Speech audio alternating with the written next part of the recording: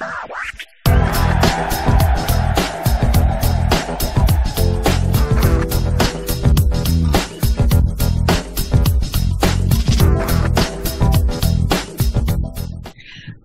hello, everybody. It is Marketing Thursday, and I'm Jeanine Brown with Olympus Escrow. We have Gracie with Gracie Ruth Social Media, and we have Daniel with Beautiful Homes Real Estate. We are going to talk about the 5 tips in branding today. And what's your first tip for our Marketing Thursday warriors? Hello there. Well, one of my tips would be to be consistent throughout your social media, your business cards, your message. That's my number 1 tip. How about you, Daniel?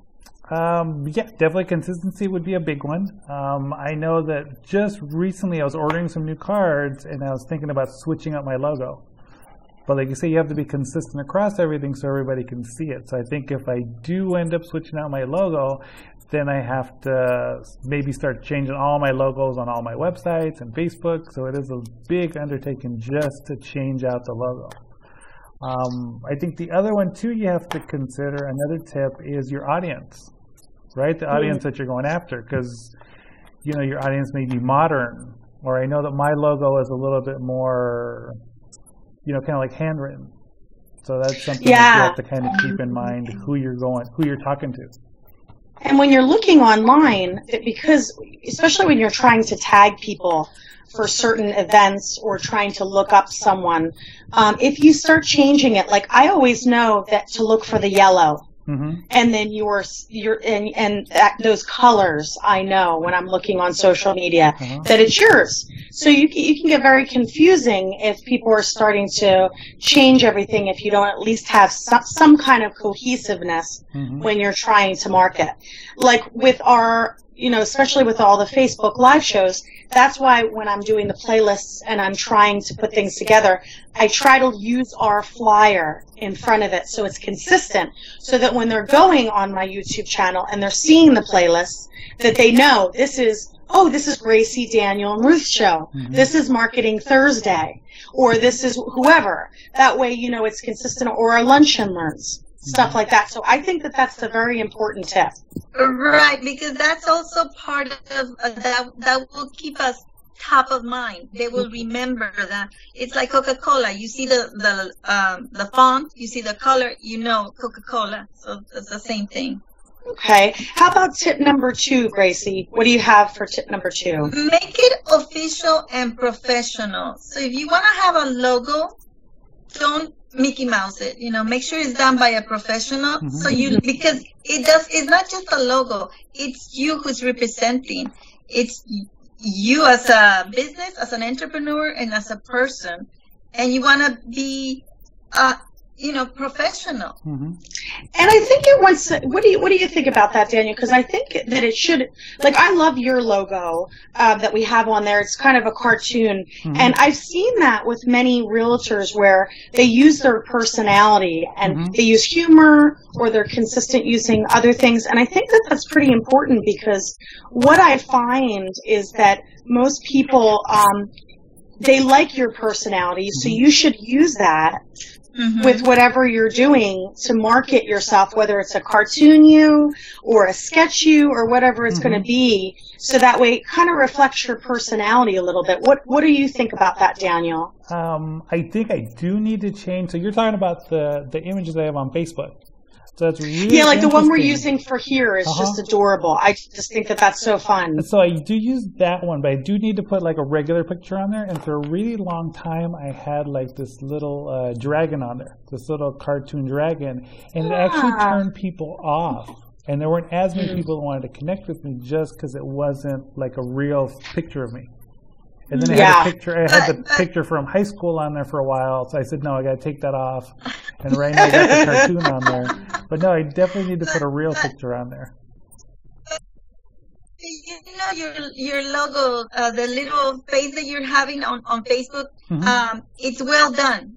So it could be a cartoonist, but it's well done. That's what I'm talking about, a professional. It's well done. It wasn't made by, you know, like some kindergarten kid. It was made professionally, so it looks well. Okay. Yeah, and I really like it. I think that even though I think you should have a few pictures, but I think it's really fun and it fits your personality so well because and it actually looks very much like you. It does. Yes, it does. Like a lot. You're like, oh my goodness, because there's a lot of times when you see people's pictures where it doesn't reflect them, and they're like, what the heck is this? This is like 20 years old or whatever it is, especially on their pictures when they're selling homes. So I think it's kind of cool that that it resembles you. It's fun. I like it. That's a good one. And something really interesting that you said was the yellow that you'd seen, like when you see my yellow, and that's actually the company colors. So I ended up kind of just picking the company colors, the Laker colors. So we have the gold and the purple. So we automatically know, hey, our colors are Laker colors. So that's kind of what we use. And somebody else recently said, oh, you should have got that in purple because that's your color. So it's funny that people do recognize that yellow and purple, and they kind of connect it with our office. It's true.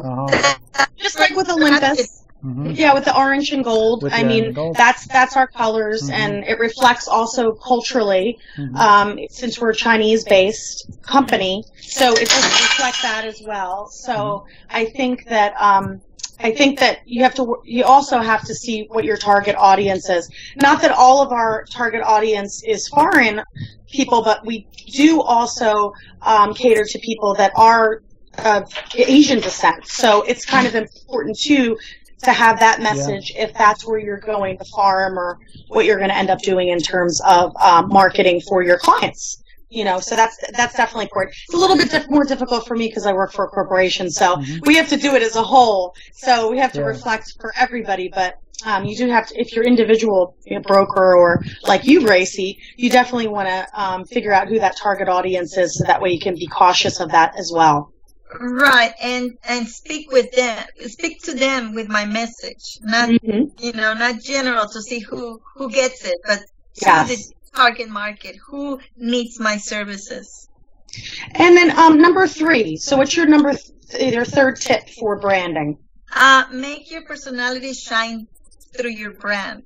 Like for instance,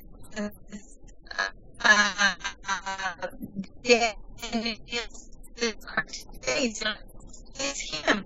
Show his personality and he shines, and it's unique. It's so friendly. Like you can do him, and it would never be an issue. With that kind of fun vibe, and it matches him very, very much. And so that's a good thing, because if you're friendly or you want to approachable. Yes. You want to really have your picture reflect that. That way people know, what type of personality you are. What do you think? What do you think about tip number 3?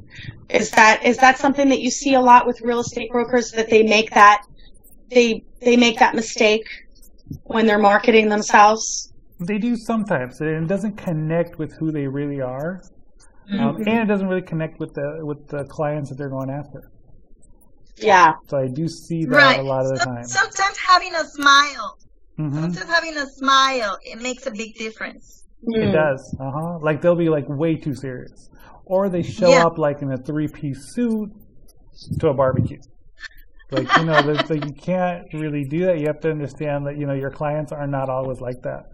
That's what our picture should be. We should get in all suits, and we're going to take all Facebook Live family shots, and we're going to do it mafia style. We're going to do it up. We're going to have all suits on. We're going to look like $1 million.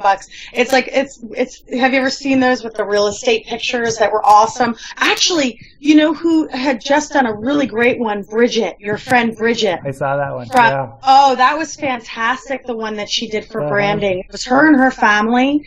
And Gracie, if you haven't checked it out, oh, what a fantastic job. They must have had so much fun in that photo shoot getting that together. And they looked just like $1 million. Yep. What a great, powerful picture for them. Hey, so really quick. I haven't seen it, but I want to check it out. So real quick, I'm going to share something real quick with you guys. So hold on 1 second. Let me pull it up.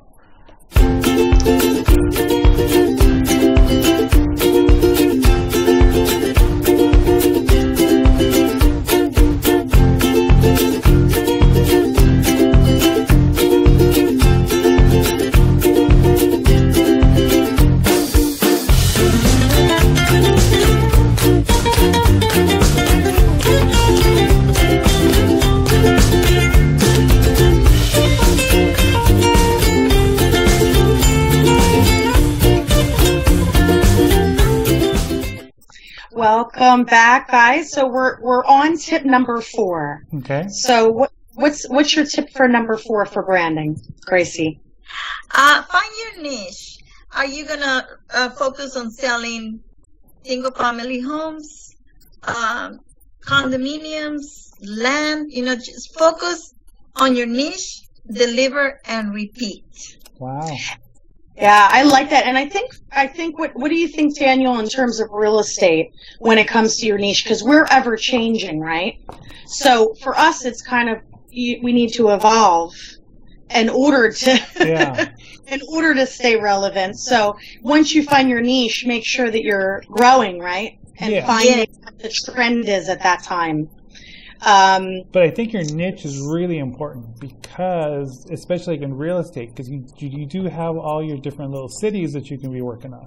And you can become the expert in a certain city, but there's also different demographics that you can be working on. So you can be the go-to realtor for millennials. Or you can be the go-to realtor for baby boomers. You could be the go-to realtor for people that want to move up or people who want to move down. There's a lot of agents right now that are the go-to realtors for probates or bankruptcies or divorces.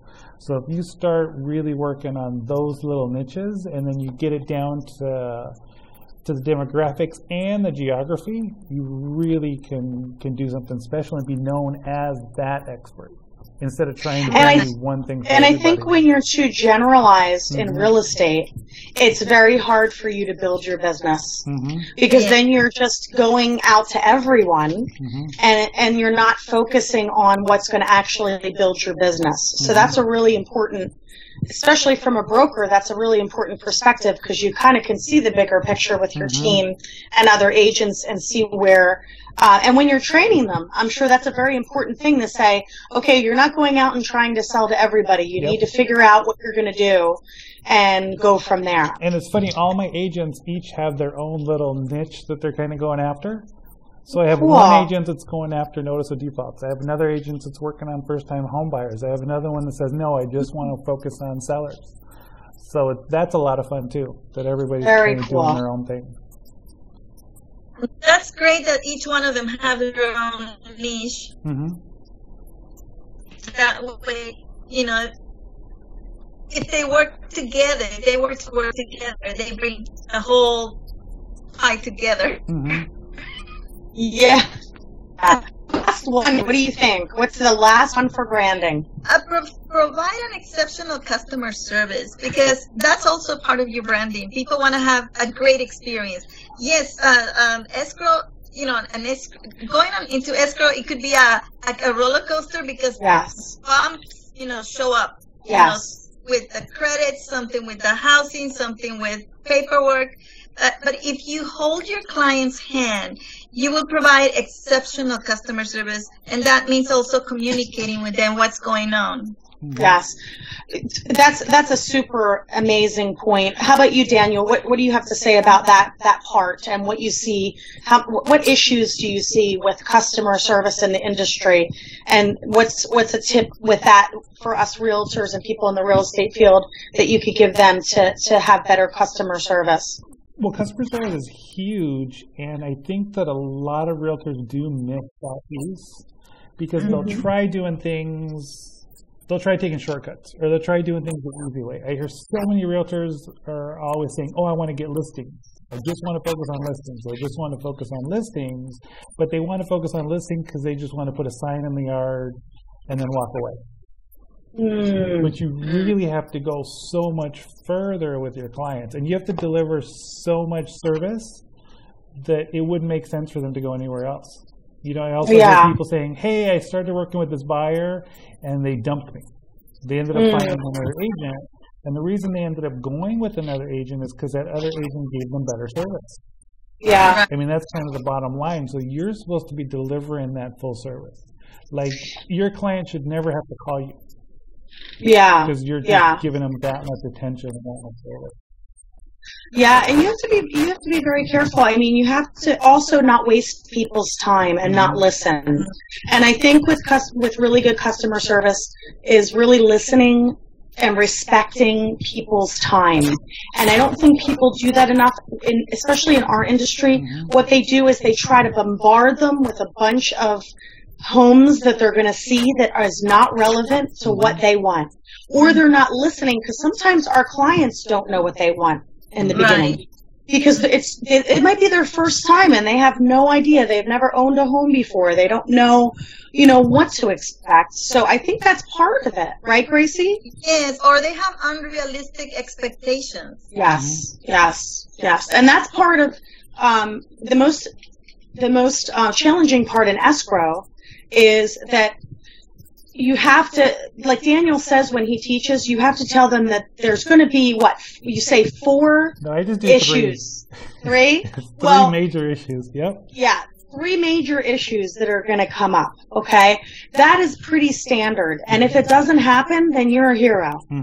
But it's going to happen, so not to worry about it. And no matter what business you're in, managing those expectations, I think, is part of the customer service and listening very well. And that would be great for your branding, is for people to say, you know what, they got me. He or she got me. They knew what I needed, and they directed me and nurtured that in a way where I feel like I was empowered to make the decision in an appropriate way, which is amazing. They could say, I was in good hands. Although, it was difficult, challenging, I was in good hands. I knew he or she could take care of this. Yep. Yes. Because we're superheroes. What can we say? Yeah. But anyway, okay, that's wonderful. Any closing thoughts? We've got a great long segment today. I know that we wanted to continue branding because it was just one of those things that you can talk about, and we'll probably have another segment about it. Maybe we'll go into detail later on. But any closing thoughts, Gracie, for this chapter? Be visible. Be on social media consistently, because that's also, building your brand awareness. Awesome. How about you, Daniel? Any closing thoughts? I love that consistency. That's a really good idea. And consistent in the message that you deliver, like across all platforms. And the other thing, too, be consistent in doing it, because a lot of people will start doing something and then they stop. Yes. So that follows through. Hang in there and follow through. Yeah. Awesome. Well, this will end our Marketing Thursday. Thank you so much for watching, everybody. Please reach out to us if you need anything and comment below. We'll leave our information. And we have a new Marketing Thursday group page. So please find that. We will link it below in this video. Join so you can go ahead and ask any kind of questions that you'd like about marketing, branding, real estate, and escrow. We would love to have you and start building that base. And you guys have a fantastic Thursday. And thank you, guys. All right. See you later.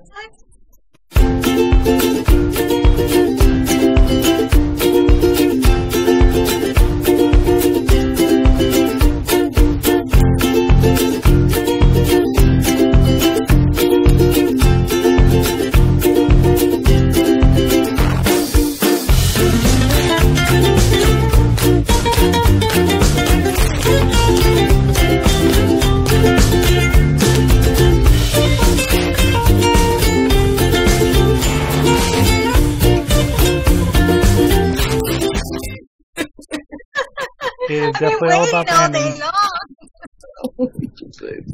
Waiting all day long for this one. Like, I've been waiting for stardom. Like, what's going on? Her name's Daisy. Oh, hi, Daisy.